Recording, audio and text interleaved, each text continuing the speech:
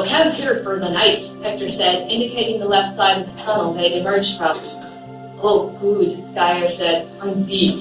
He slung his backpack on the ground and pulled out his water bottle to drink. "We'll cross the plains tomorrow and hopefully be back topside by nightfall. There's much to do in the meantime." Alex let go of Zaria's hand to unhitch the tent he carried. Christopher did the same with his tent, pulling it out of its carrying sleeve. Zaria and Philippe helped to raise them, laughing as they messed up and one of the tents collapsed. Hector released Madame Brown. Together they went off to find something to eat and drink. They traveled so far that Zaria couldn't see Hector's flashlight anymore. That made her nervous, but she didn't say anything for fear of drawing the Stag Lord's absence to Alex's notice. "This has been an awesome adventure," Christopher said with a happy sigh, shucking off his shoes and crawling inside his tent. Zaria peeked inside to watch Christopher arrange his sleeping bag. She handed him hers. "Everything you hoped it would be?" she asked wryly. He nodded vigorously. "Trolls, pirate adventures, humpback whales, giants, wishing wells, cursed golden coins, and spelunking through fey territory. What's not to love?" "Well, to be fair, mate," Philippe said, peeking through the tent from the other side, "the pirate adventures weren't really piratey at all." "Don't care," Christopher sinks on. "It counts." "Sure it does," Gayer said from nearby. He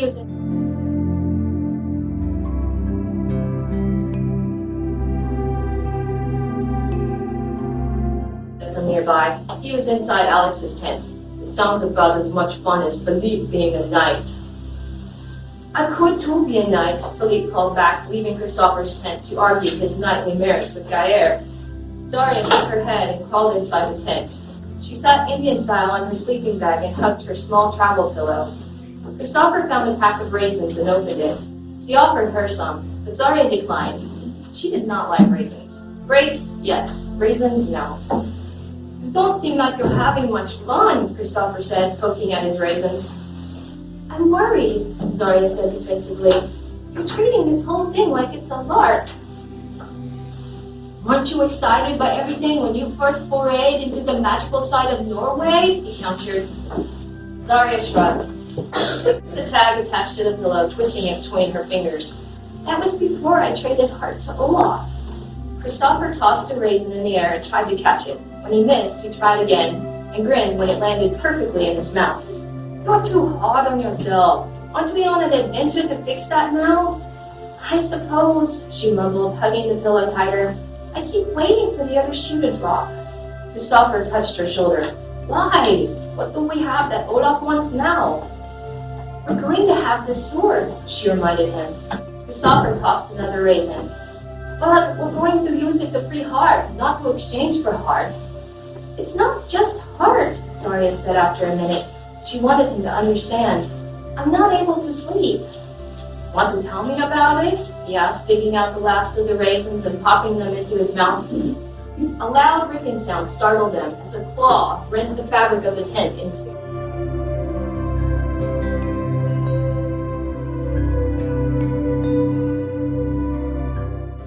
Zaria shrieked as a red fox's head poked inside.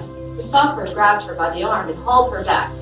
They cowered against the far side of the tent on another fox's head poked inside, just above the first, followed by a third.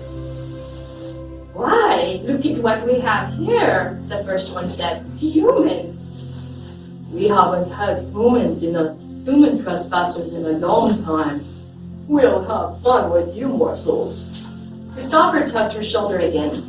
When Philippe and Gayer pushed through the entrance of the tent, they had heard her shriek. Zaria grabbed Philippe's outstretched hand and scrambled out of the tent. The foxes pulled their heads out of the tent and faced the children.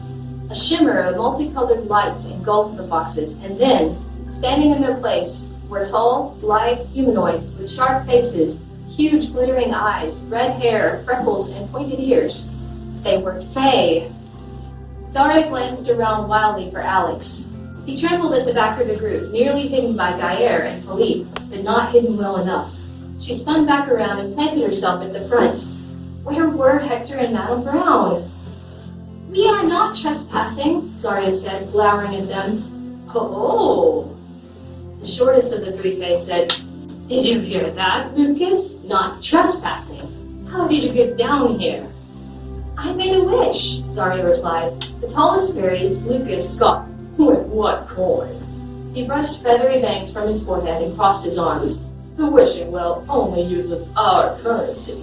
Where did you come by it, except for stealing it in the first place from our vaults? How did you find us? Philippe demanded, stepping beside Zaria. Could smell you, we could, said the middle fairy. You can't sneak by us, you stink.